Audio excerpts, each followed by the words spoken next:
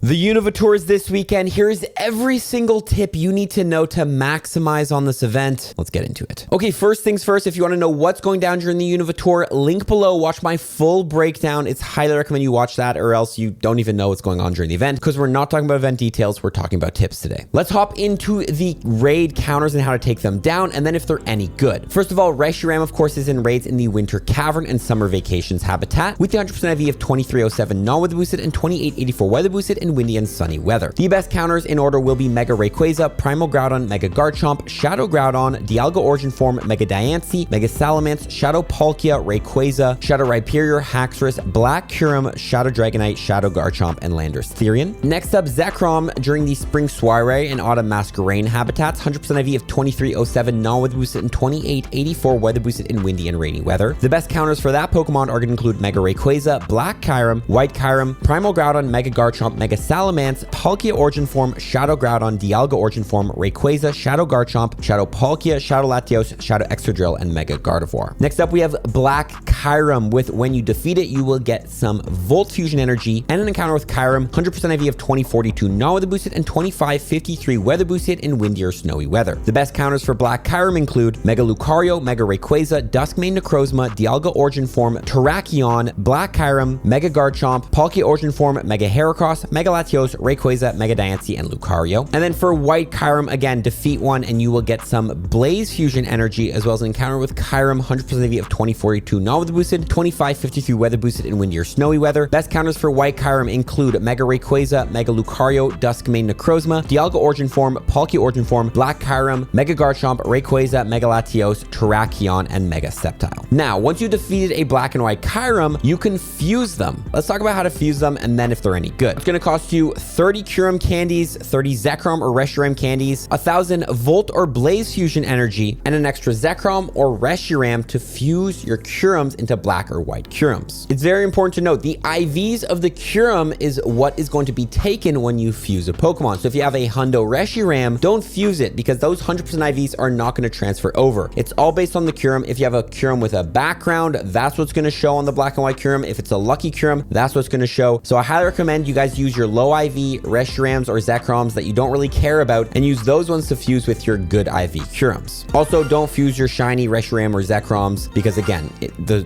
Kuyrem has to be shiny for the Black or White Kuyrem to be shiny. Now, if you fuse a Kuyrem that knows the move Glaciate, this move when fused will turn into Free Shock on Black Kuyrem and Ice Burn on White Kuyrem. Now let's talk about Black Kuyrem first. Free Shock stats in PvE are going to be 160 damage as a 1-bar charge move and in PvP doing 120 damage costing 60 energy and a 30% chance to debuff the opponent's attack. Black Kuyrem is going to have attack of 310, stamina of 245, and defense of 183 with a max CP LL50 of 5206. This is the highest CP in Pokemon Go for a non-mega Pokemon. For fast moves, Black Kuyrem can learn Dragon Tail and Shadow Claw, and for charge moves, Outrage, Blizzard, Iron Head, Stone Edge, Fusion Bolt, and of course, Free Shock. But again, this can only be learned if the Kuyrem knows Glaciate before fusing it. You can't TM or Elite TM on this move. Now, Black Kuyrem, as far as raid attacking goes, is going to be the number 7 overall Dragon type attacker. Number 2 if you're excluding Megas and Shadow Pokemon. This is going to include the moveset of Dragon Tail and Outrage, and it's going to give it a DPS of 20.18 and a TDO of 721. Now, as far as an Ice type attacker goes, this Pokemon is more of a mixed Ice type attacker because it doesn't learn a Ice type fast move. And it does have a DPS of 24.77 and a TDO of 885. So if a Pokemon is weak to Dragon and Ice, this is definitely going to be super strong, but there will be certain cases where Shadow Mamoswine is still better because it has that extra Ice type fast move damage. When you compare Black Kuyrem with all other Pokemon that have one Ice type move, Black Kuyrem is ranked number 1 and White Kuyrem is ranked number 2. Now, as far as PvP goes, in the Master League, Black Kuyrem is ranked number 2, so very strong there as well. The best moveset is going to be Shadow Claw, Free Shock, and Fusion Bolt, and it can defeat a lot of strong meta Pokemon like Duskmane Necrozma, Ho, Yveltal, Zygarde, Complete Form Xerneas, but it does still have its losing matchups: Dialga Origin Form, Dialga Altered Form, Landorus Therian, Rhyperior, Palkia Origin Form. Still very, very strong. Watch Home Slice Henry's video. I'll link it below if you want to see some gameplay of that Pokemon. Moving on to White Kuyrem now. Now, White Kuyrem does get Ice Burn if you fuse a Kuyrem that knows Glaciate. Ice Burn is going to be a move that does 90 damage in raids as a 2-bar charge move and 120 damage in PvP, costing 60 energy and again a 30% chance to debuff the opponent's defense. It's going to have the same stats: attack of 310, stamina of 245, defense of 183 with a max CP of 5206. For fast attacks, it can learn Dragon Breath, Steel Wing, and Ice Fang. Fang. And for charge attacks, it can learn Dragon Pulse, Blizzard, Focus Blast, Ancient Power, Fusion Flare, and Ice Burn. But remember, the Kuyrem needs to have had Glaciate. You can't TM on or Elite TM on Ice Burn. Now, as far as raids go, White Kuyrem is going to be ranked number 15 as a Dragon type attacker. Number 6 if you're excluding Megas and Shadow Pokemon. Just for reference, Haxorus is still a better Dragon type attacker than this. This would be with the moveset of Dragon Breath and Dragon Pulse, DPS of 19.16, TDO of 649. So not bad, not amazing. As far as an Ice type attacker though, it is ranked number 1 in the game. With the moveset of Ice Fang and Ice Burn, it's going to have a DPS of 22.16 and a TDO of 791.8. Again, it's nice that White Kuyrem actually has an Ice type fast move, so it can completely destroy other Ice type Pokemon. Shadow Mamoswine is no longer the top.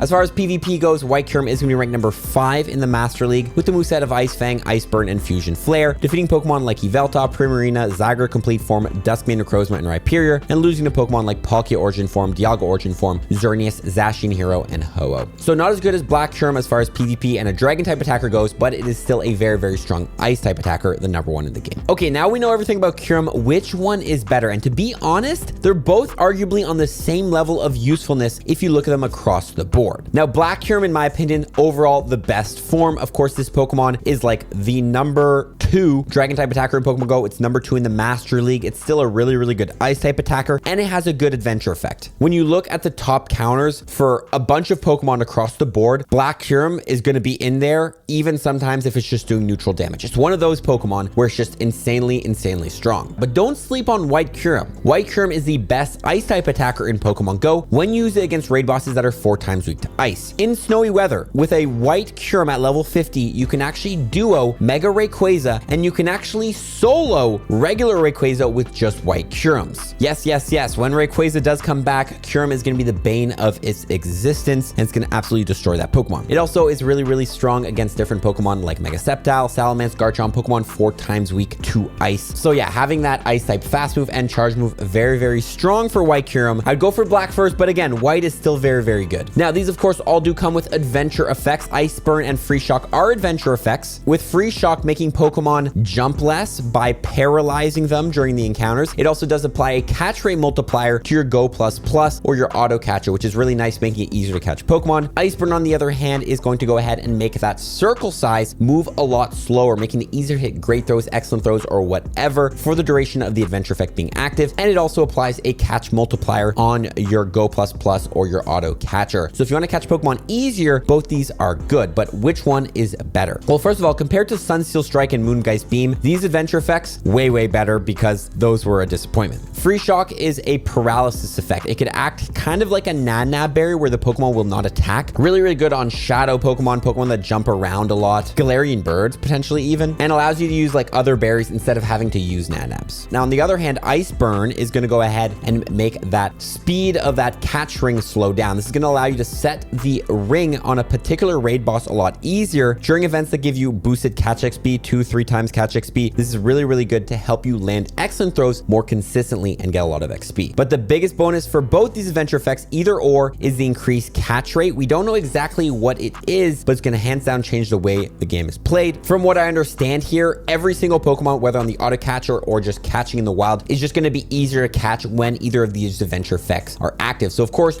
you could see this being very, very useful on Pokemon like Galarian Birds, insanely hard to catch. Legendary raids, if you're doing a raid hour, you're doing a bunch of raids, put this adventure effect on, it's going to be a lot easier and quicker to catch those Pokemon. For example, this weekend, I was struggling to catch Kuyrems at the Unova Tour, so having this adventure effect active would have really helped me. Really good for max battle days as well, for going ahead and catching Gigantamax Pokemon, because those can be tough to catch, and they do work, again, with any sort of auto catcher. So if you're running an auto catcher and, you know, you're not having as many catches as you want, you're driving to work, whatever, put this adventure effect on, your catch rate will be a lot better. Maybe it'll pull in an extra shiny or two. Moving along, we do have exclusive moves you can evolve into during this event. Let me highlight a couple ones. Number one, make sure you evolve your Servines into Serperiors during the event, as Serperior is very, very good in the Go Battle League, in the Great League, one of the top play Pokemon. Also, make sure you evolve your Shadow Tepigs and Shadow Oshawotts into Shadow Emboars and Shadow Samurotts. These are two top attackers in Pokemon Go in their types for fire and water, but they do need their legacy moves on them, and this is your chance to evolve them to get them. Also, Shadow Roggenrola can evolve into Shadow Gigalith to get Meteor Beam, which is a really good attack for it as a raid attacker. Remember though, make sure you have removed frustration from these Shadow Pokemon or don't evolve them, because then frustration will block the teaching of these legacy moves. Finally, evolve your Axus into Haxoruses during the event to get Breaking Swipe. This is a really good move on Haxorus as a dragon type attacker. Again, Haxorus is actually a better attacker in Pokemon Go as a dragon type than White Kuyrem, so still a very strong Pokemon to evolve. Okay, let's dive from the paid raids into the free wild spawns and talk about what are the best spawns to catch from each habitat, starting with the Winter Cavern. First of all, we have Oshawott in there, which can evolve into Samurott, the number 17 water type attacker in Pokemon Go, number 8 as a shadow, and you can also save some spare shinies in case in the future, if we ever have the opportunity to evolve Duat into Hisuian Samurott. Roggenrola is spawning, which can evolve into Gigalith, ranked 13 as a rock type attacker with Meteor Beam, as we just mentioned, to evolve for that move, and ranked number 5 in the shadow form. We also have Drillbur in there, which evolves into Excadrill, ranked number 16 as a ground type attacker and 6 in its shadow variant, ranked number 12 as a steel type attacker and ranked number 5 in its shadow variant, and a great opportunity to grind candies and XL candies for any Dynamax Excadrills you might have. Axew is also in there, which evolves into Haxorus, ranked number 14 as a dragon type attacker with Breaking Swipe, that move we just mentioned, and ranked 125 in the Open Master League. Also, we do have Cryogonal spawning in there, which Dynamax Cryogonal was recently released. If you are powering up Dynamax Cryogonals as your ice type attackers, this is a good opportunity to get candies for it so you can unlock more max moves, power up your max moves, all that stuff. Spring Soiree habitat will have Timber, which could evolve into Conkeldurr. Conkeldurr is ranked number 14 as a fighting type attacker in Pokemon Go and number 5 in the shadow variant. Venipede's also in there, which evolves into Scolipede, ranked number 19 as a poison type attacker and 8 in the shadow variant. We also have Snivy in there, which evolves into Serperior. Serperior we talked about being good in PvP, ranked 61 in the Great League, 25 in the Color Cup, 53 in the Holiday Cup, 30 in the Spring Cup, 45 in the Summer Cup, 34 in the Sunshine Cup, and 73 in the Jungle Cup. We have Cottonee in there, which evolves into Whimsicott. Whimsicott is ranked 104 in the Great League, 43 in the Color Cup, 62 in the Spring Cup, 62 in the Summer Cup, 50 in the Sunshine Cup, 27 in the Fantasy Cup, and 48 in the Jungle Cup. So very good for the Great League metas. We have Pharaoh Seed in there, which evolves into Ferrothorn. Ferrothorn is ranked 164 in the Great League, 101 in the Color Cup, 20 in the Spring Cup, 48 in the Fantasy Cup, 3 in the Fossil Cup, 23 in the Mountain Cup. We also have Audino spawning in there, which is a Pokemon that gets you 2100 Stardust per catch. So make sure you catch every Audino you get, especially on a star piece. You're gonna get a lot of Stardust. Audino also does have a future Mega Form in Pokemon Go, which does gain the Fairy type, so you can go ahead and grind to get a good IV for that. Fungus is also a Pokemon spawning in that habitat, which does get you 500 Stardust per catch. So another boosted Stardust Pokemon, definitely worth catching. You can also evolve that into Amoonguss. Amoonguss is gonna be ranked 24 in the Color Cup, 15 in the Spring Cup, 92 in the Summer Cup, and 75 in the Halloween Cup, so definitely worth catching for PvP in the Great League. The Summer Vacations habitat will be spawning Tepig, which evolves into Emboar, the number 25 fire type attacker in Pokemon Go, number 8 in the Shadow variant. Darumaka as well, which evolves into Darmanitan, number 23 as a fire type attacker in Pokemon Go, 7 in the Shadow variant, and really good to grind candies for the Dynamax Darmanitan that just recently dropped. We have Rufflet in there, which evolves into Braviary, the number 12 flying type attacker in Pokemon Go, and again, worth catching a couple in the future if we can ever evolve Rufflet into Hisuian Braviary. That would be pretty cool. You can save some shinies and make those evolutions. In these Summer Vacations, we also see Emolga spawning, which is ranked number 4 in the Great League, 11 in the Color Cup, 76 in the Holiday Cup, 1 in the Flying Cup, and 20 in the Summer Cup, and 36 in the Jungle Cup. So a very strong Great League Pokemon. We also have Stunfisk, ranked number 19 in the Great League, 16 in the Color Cup, 13 in the Summer Cup, and 29 in the Jungle Cup. And we have Trubbish spawning in there, which is a Pokemon that gets you 750 Stardust per catch. A lot of boosted Stardust Pokemon during the Unova Tour. This is also a good opportunity to grind candies and XL candies for Gigantamax Garbodor. If we ever get that in the future, you want to be prepped and ready to power those up, because that's going to be a really strong Gigantamax poison attacker. Finally, the last habitat, the Autumn Masquerain habitat, has Litwick. Evolve that into Chandelure. That's the number 26 fire type attacker in Pokemon Go, number 12 in its shadow variant, number 10 ghost type attacker in Pokemon Go, and number 3 in its shadow variant. And we have Dino into Hydreigon, which is the number 5 dark type attacker in Pokemon Go with Brutal Swing, which you can make that evolution during the event to get that move. We also have Scraggy in there, which evolves into Scrafty. Scrafty is ranked 192 in the Great League, 161 in the Halloween Cup, and 47 in the Fighting Cup, and 96 in the Willpower Cup. Frillish is in there, which evolves into Jellicent. Jellicent ranked 192 in the Great League and 28 in the Fossil Cup. We have Golett in there, which evolves into Golurk. Golurk is ranked 89 in the Great League, 90 in the Holiday Cup, 91 in the Sunshine Cup, and 16 in the Halloween Cup. And finally, Dino in there, which evolve into the middle stage of Zweilous. Zweilous ranked 102 102 in the Great League, 53 in the Halloween Cup, 70 in the Fantasy Cup, 38 in the Jungle Cup, and 39 in the Willpower Cup. So overall, a lot of great wild spawns to go after. Let me know what you'll be going after. But it doesn't end there, because we have field research tasks for red and blue striped basculin. These are regional Pokemon. So if you're missing any of your non-native ones that you do not have the red or the blue striped in your area, make sure you get them. Also, this is really good to grind candies for basculin and XL candies, because the white striped basculin, which was released last year, is the only basculin variant that can evolve all the way up into Basculegion. It hasn't been released yet in Pokemon Go. It might just get released in raids, but it's a good time to go ahead and prep candies, so when this Pokemon does drop, you can have the candies to power it up. Now, party play challenges are definitely worth going ahead and hopping into, because they're going to get you encounters with Throw, Sock, Heatmore, and Durant. These are all regional Pokemon. Again, any of them you're missing for your Pokedex, make sure you get them. And make sure you get the shiny variants if you can, as those are pretty rare and you might not have them in your area. But partying doesn't end there, because when you're in a party, you can actually share items to get more value out of your items. When you share an item like a star piece or a lucky egg in a party with 4 trainers, everyone's gonna get 15 minutes of that item. So if you coordinate with 4 trainers, you guys all share items, you can go ahead and get a bunch of extra value out of your premium items. Do note you can only share 4 of every single item every single day, so you can't do this,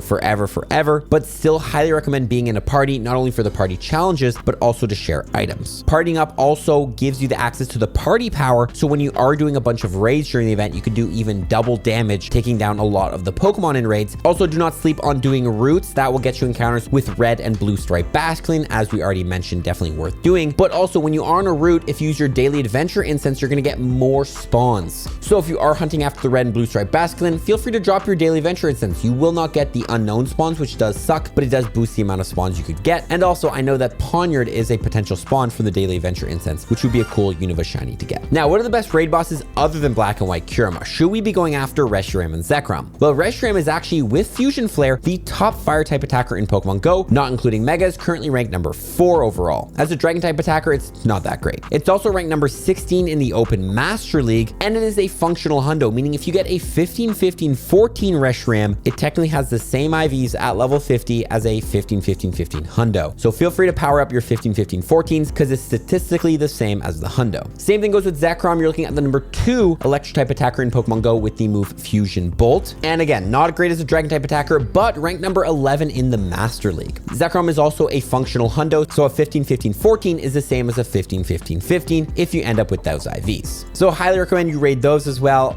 as the Black and White Kuyrem. A lot of fun stuff to raid during this event. But what about egg hatching? Should we be hatching the eggs for these new regionals? To be completely honest, the only eggs you really should be focusing on are the 10-kilometer eggs, because these are hatching Boufflant, Maractus, and Sigilus, which you might probably not have for your Pokedex. Now, I will note, I was at the Unova tour in LA and I hatched so many eggs, I got 1 shiny, and the odds will probably be worse this weekend. If you're expecting to hatch a bunch of shinies, don't really go after it. I would say the best thing is just use your free incubator on the 10-kilometer eggs, try to hatch as many as you can, and just try to get them all 3 for the dex. And if you're a whale who just has unlimited money, I'm sure you already have the plan to hatch as many eggs as you want. But overall, I would say, based on my experience, not worth going after the eggs, except for the dex entry. Now let's talk about maximizing candy. When we have 4 rotating habitats, we want to make sure that we're changing our mega every single hour, because if you don't know, when you have a mega Pokemon evolved, any Pokemon you catch that shares a type with the mega, you'll get more candy, XP, and XL candy for catching Pokemon of that type. So which megas should we mega evolve during the event? Now, ideally, you want to be using one of the 3 big ones, Mega Rayquaza, Primal Kyogre, or Primal Groudon, because these Pokemon are a little bit broken, in which they actually boost 3 types instead of regular 2. Mega Rayquaza boosts Dragon, Flying, and Psychic type Pokemon. Is going to cover 17 Pokemon that you can catch during the event, including all 3 legendary Pokemon, Reshiram, Zekrom, and Kuyrem, and it's also a great raid boss counter versus all 4 of the tier 5 legendaries. So Mega Rayquaza would be my number 1 recommendation. Primal Kyogre is going to boost Water, Electric, and Bug type Pokemon. It's going to cover 19 of the Pokemon you can catch during the event, so another good option. Finally, Primal Groudon boosts Ground, Fire, and Grass type Pokemon, covering 17 of the Pokemon you can catch during the event. Now, really, if there is a Pokemon you want a lot of candies for, let's say Axews in the wild, or I don't know, Darumaka, Mega Evolve according to that. But overall, I would say Mega Rayquaza is really the best to go after, as especially if you're going to be doing a lot of raiding, you want to be getting more XL candy anytime you catch those raid bosses. If you are a hardcore player, you can use a specific Mega Pokemon that will switch whenever the habitat changes. For example, during the spring soiree habitat, Mega Evolve a grass type Pokemon because there's a bunch of grass type Pokemon spawning in the wild. But overall, I did the Mega Rayquaza. I think that's the best way to go, or any sort of Dragon Mega, because you want more candies for the Kuyrems, Reshirems, Zekroms, and Axews, and all those dragons that are spawning, because those are rare. You can of course use Pineapple Berries during the event. Regular Pineapple Berries will multiply catch candy by 2 and silvers by 2.34. Highly recommend you use those, especially on the legendaries if you can. Now, of course, you do have unlimited remote raids during the event, but when you actually do an in-person raid, you get guaranteed 3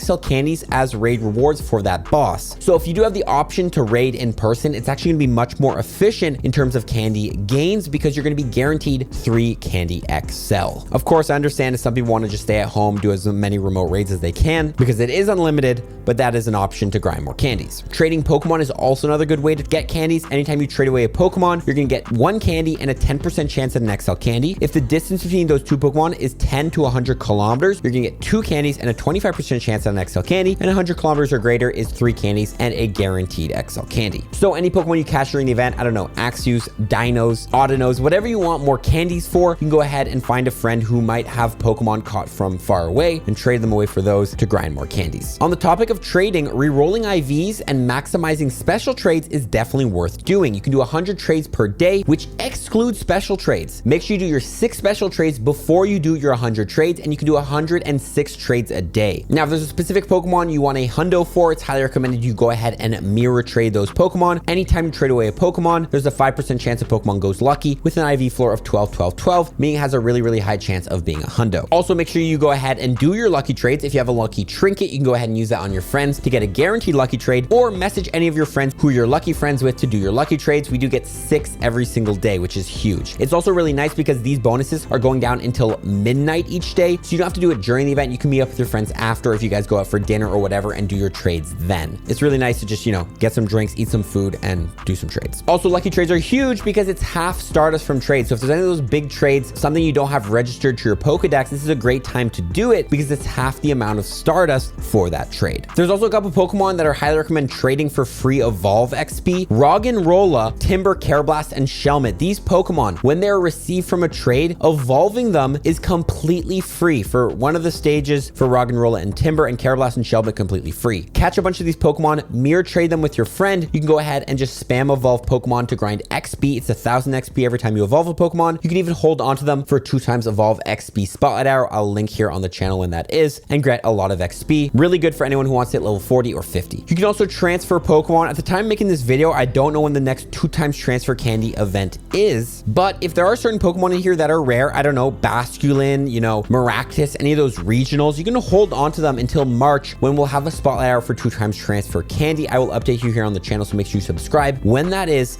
If you have the space, hold on to those Pokemon for a 2 times transfer candy event, especially those legendaries. Don't transfer away your Kuyrems, Reshirems, Zekroms. Hold on to them until March and transfer them then. Now, of course, these new adventure effects are good, but I think the best adventure effect during the event is, of course, to use Spatial Rend. Spatial Rend can be used for Palkia candies and Stardust and will double your spawn distance, allowing you to see more Unova spawns. The more spawns you see, the more Pokemon you catch. Specifically, it will boost your spawn distance from 40 to 80 meters, and the more Pokemon you can see, the more you can click on, the more shinies you can get. So highly recommend use Spatial Rend if you can during the whole event. I always dump my rare candies into Palkia so I can go ahead and have the candies ready to activate the Spatial Rend adventure effect. There's also the shiny glitch we need to talk about. Since this is an event where there's rotating habitats, if you find the shiny at the end of a habitat, what you can do is not go ahead and catch it. And when the habitats rotate over, all the spawns are going to change into a new habitat spawn. So for example, let's say I find a shiny Mana during the spring soiree habitat and I do not want that shiny. I can go ahead and not catch it, and then when it switches into the summer vacation habitat, there's a chance that shiny Mana turns into something like a shiny Pansear, Archon, Rufflet, Emolga, whatever. It's completely random, but there's any shinies you have like too many of and you don't really care. You find it near the end of a habitat, near the end of an hour, don't catch it, try to shiny switch it into something better. Now, since you're gonna be doing a lot of remote raids this weekend, I highly recommend you create a blank party. Now, when a raid battle starts, you can swipe over to this blank party, and once the timer hits 0, you will enter the raid, but you will actually be in the raid lobby and it will not use your raid pass. This is really good because I find when remote raids are happening, a lot of people will back out last second and decide they don't want to do it and then you don't have enough people. But if you have that blank party trick, you'll never actually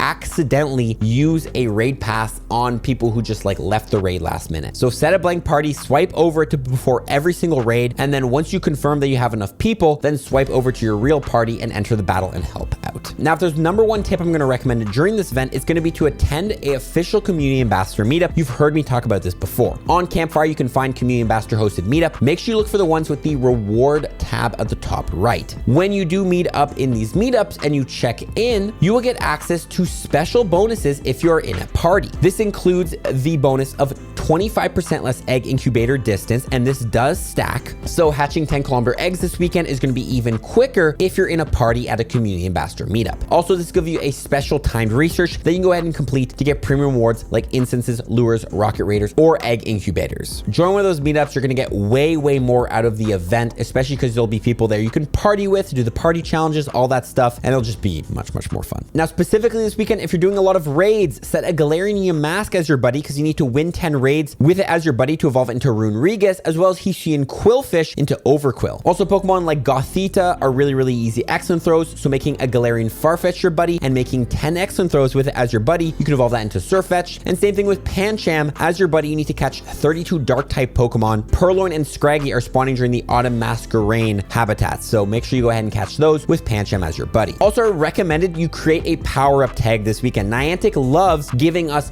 power up 5 times, power up 10 times tasks. And the best way to do this, in my opinion, is to tag a bunch of Pokemon that you actually already mean to power up. Of course, you can go ahead and power up 10 CP Pokemon, you save a lot of Stardust, but it is a waste of Stardust at the end of the day. So the best thing to do is create a tag that you have a bunch of Pokemon in there that you mean to power up to level 50, 40, whatever for the Great League, Ultra League. So anytime you get one of those tasks, you can quickly go into that tag and just go ahead and power up that Pokemon. Also, make sure you have every single thing ready. If you've watched my prep video, it's highly recommended you charge all your power banks, make sure you have working cables, download all assets in Pokemon Go to your game. This will make your gameplay experience much quicker. You can do that in the advanced section of the settings. Keep an eye out on the weather, charge all of your Go++ and auto catchers, and try to work out your lunch breaks, where you're going to take your breaks. Having these plans in place is going to make the day a lot less stressful. And speaking of stress, I know we just dropped 1,000 tips, but the number one tip and most important of all is actually just have fun. If you don't follow any of these tips, except one, it's this one. You could be doing the most unoptimal strategies, but as long as you're having fun, that is what's most important. Don't have high expectations, just enjoy yourself. It is a video game. It is supposed to be enjoyed. It's not supposed to be sweaty and stressful. Also, if you're stressed, you're gonna be like, oh, I'm not gonna get 1,000 fusion energy or flare energy to fuse my Kuyrems. We have seen in the past before, Niantic always bring back fusion raid days or like Origin legendaries. Like, they always bring these Pokemon back. So if you don't get them, most likely sometime later in 2025, Black and White Kuyrem will be back. And that is it, guys. If you don't know what's happening during the event, highly recommend you watch this video if you didn't watch this one as well, and watch this other video on screen. You will enjoy that as well. Good luck during the Unova tour. I'll see you guys out in Sydney, Australia. If you're there, come say hi. That's where I'm gonna be playing the event and follow more tips. Peace.